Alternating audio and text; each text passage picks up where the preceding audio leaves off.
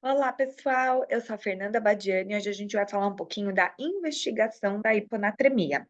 A hiponatremia, ela é definida como um sódio menor do que 135 e o primeiro passo na avaliação da hiponatremia é a avaliação da osmolaridade sérica, tá certo?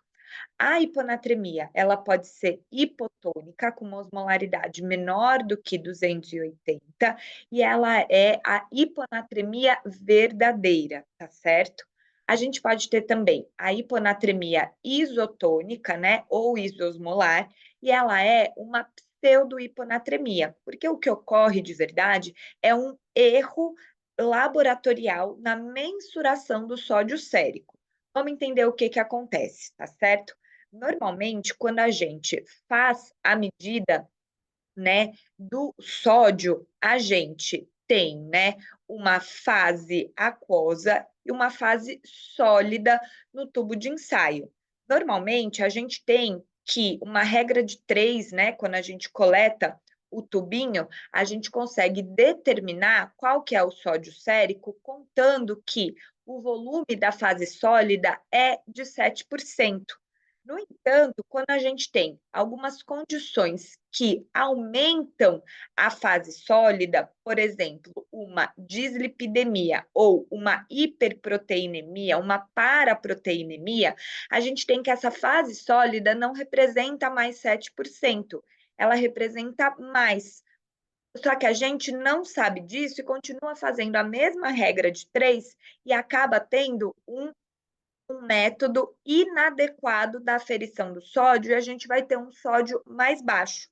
No entanto, a gente tem medidas mais novas da mensuração do sódio, como a aferição direta do sódio e a gasometria arterial. Lembrar que o sódio da gasometria, ele é relativamente confiável e a gente pode tentar tirar essa dúvida vendo o sódio da gasometria, tá certo? Seguindo em frente, a gente pode ter a hiponatremia hipertônica, quando a gente tem uma hiponatremia associada à elevação da osmolaridade sérica. Isso acontece quando a gente tem um ganho de um osmol efetivo, que pode ser contemplado na fórmula da osmolaridade, como a glicose, ou um outro osmol não contemplado, como, por exemplo, o manitol. O que acontece é que, quando a gente aumenta a osmolaridade sérica através de um outro osmol que não o sódio, a gente puxa a água para o meio intravascular e o sódio acaba ficando, né, mais diluído e isso afeta o método tanto direto quanto indireto da aferição do sódio sérico, tá bom? Só para a gente relembrar o conceito, né, de osmolaridade, osmolalidade e tonicidade. A osmolaridade é a quantidade de osmóis dissolvidos em 1 litro de água e a medida de osmóis por litro.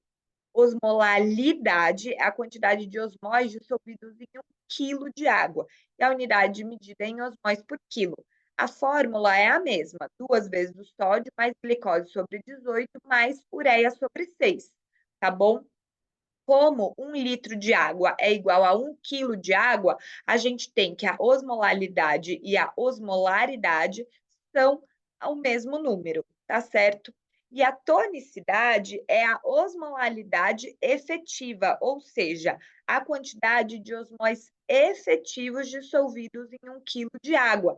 E a unidade medida é em osmóis por quilo. Aqui, a diferença é que a gente retira a ureia da fórmula. A ureia, ela ultrapassa livremente as membranas e ela não define tonicidade, ela não é um osmol efetivo. É por isso que a fórmula é mais curtinha, só 2 vezes o sódio mais glicose sobre 18, tá certo? Lembrar que a osmolaridade normal é de 275 a 290. Vocês podem ver que algumas, né, fontes variam. Nesse gráfico aqui anterior, varia de 280 a 295, mas a gente utiliza como mais aceito 275 a 290, tá certo? Então, resumindo o que a gente falou, uma hiponatremia hipertônica ou hiperosmolar é associada à hiperglicemia ou ganho de um outro osmol efetivo não contabilizado na fórmula, como o manitol. A hiponatremia isotônica ou isosmolar também é chamada de hiponatremia e ela é decorrente de um erro de medida quando a gente tem aumento da fase sólida do plasma, que pode acontecer na dislipidemia grave ou na presença de paraproteinemias.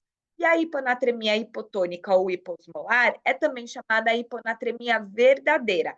Essa vai ser a nossa principal causa de hiponatremia e aqui a gente vai dividir as causas de acordo com o estado volêmico do paciente, tá certo? Então, a gente pode ter uma hiponatremia hiposmolar hipovolêmica, e aí a gente tem sinais de depressão volêmica, como hipotensão, hipotensão postural, aumento do tempo de enchimento capilar, taquicardia, pele pegajosa, hipoperfusão tecidual. A gente tem as causas euvolêmicas, que normalmente a gente tem um exame físico normal e geralmente o sódio urinário é acima de 30 mEq por litro. E nas causas de hiponatremia hipervolêmica, a gente tem as síndromes edemigênicas. Lógico que isso daqui é só um, uma diretriz, né? Porque a gente sabe que a avaliação da volemia é uma das coisas mais difíceis da prática clínica, tá certo? E aí a gente vai tentar entender como que essas diferentes causas de hiponatremia hiposmolar levam à hiponatremia, né, de acordo com o estado volêmico, tá certo?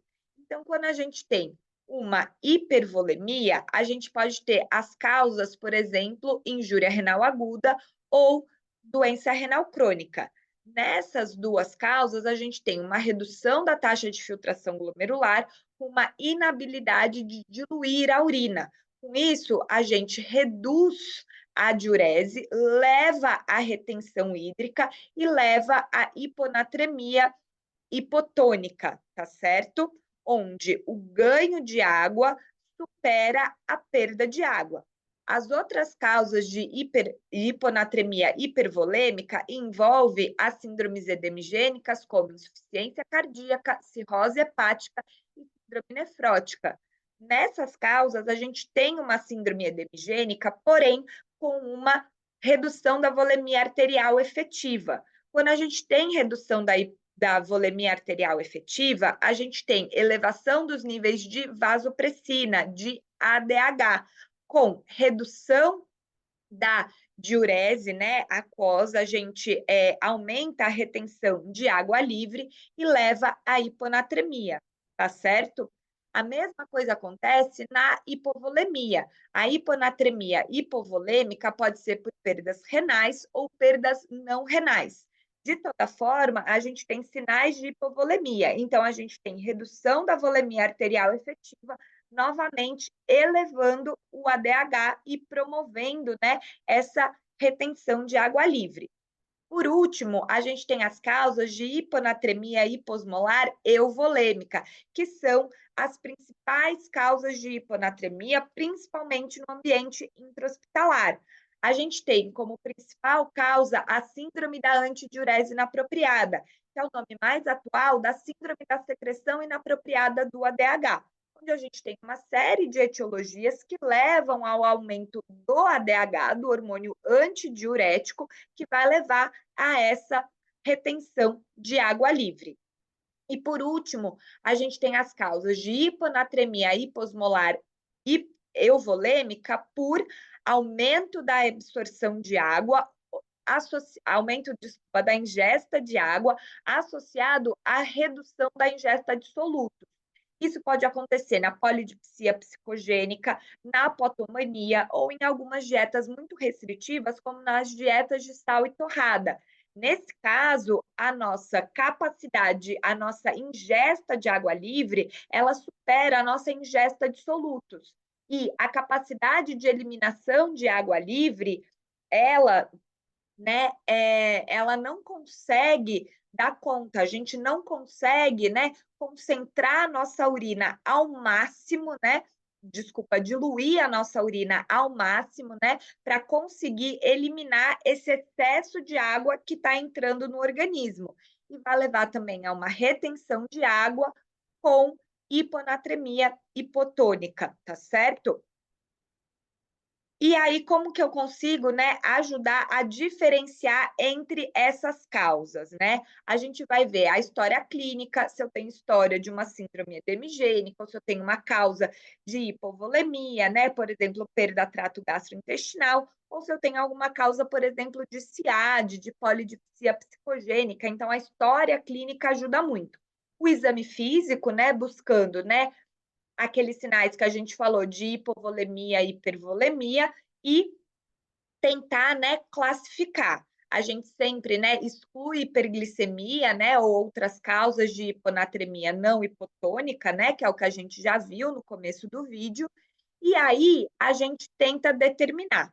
Se eu tenho uma hipovolemia, eu vou avaliar o sódio sérico. Se o sódio sérico for aumentado, a minha causa, né, é perda renal, como o uso de diuréticos ou, por exemplo, glicosúria num diabetes mal controlado.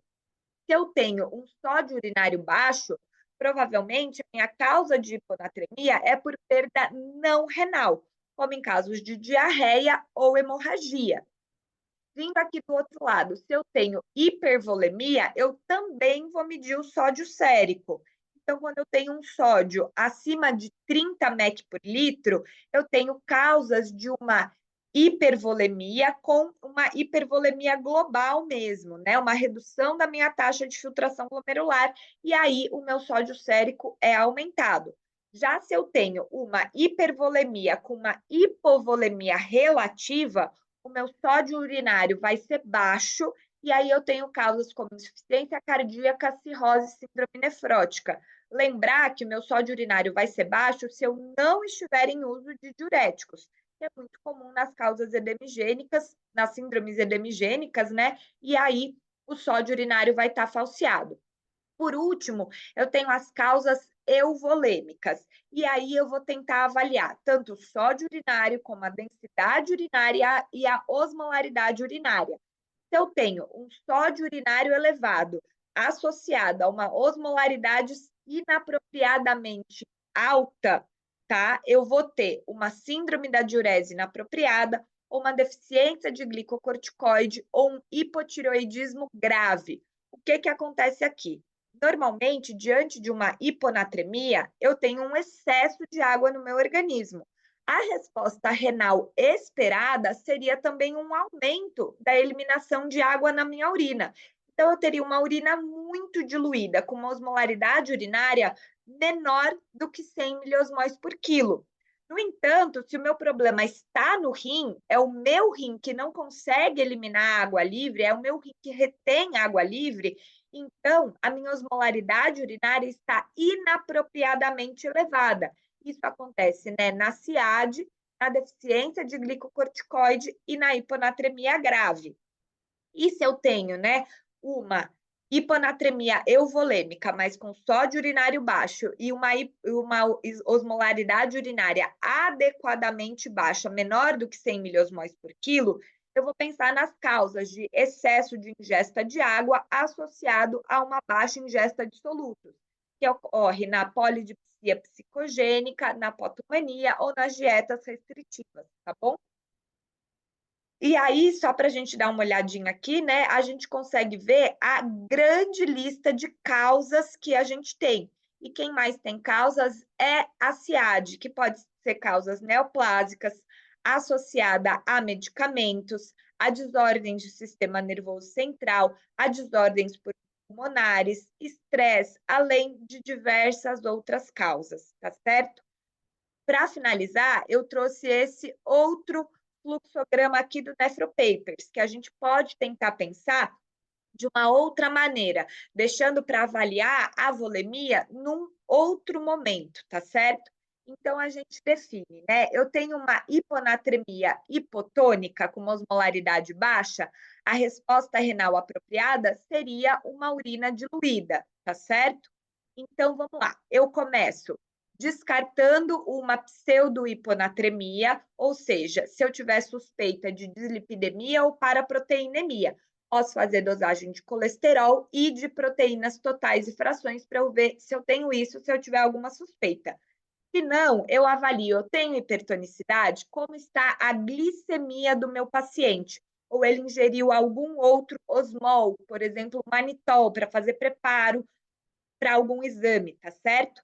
Se não, eu vou avaliar a diluição urinária. A resposta urinária está dentro do esperado? Eu tenho uma osmolaridade urinária adequadamente diluída?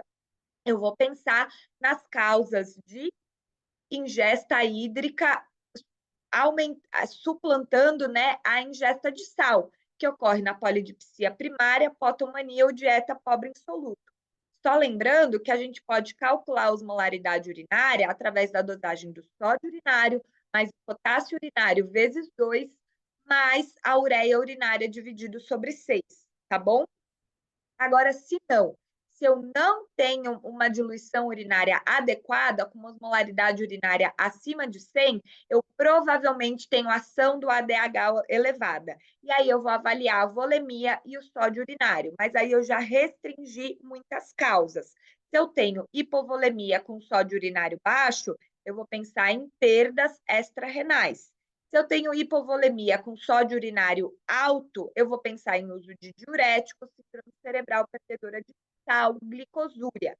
Se eu tenho hipervolemia com sódio urinário, né, baixo, eu penso nas síndromes edemigênicas ou nas disfunções renais se o meu sódio urinário tiver aumentado. E se eu tiver euvolemia, aí eu já vou pensar em CIAD, uso de tiazídicos, hipotiroidismo e insuficiência adrenal, tá certo? Espero que eu tenha ajudado e até a próxima.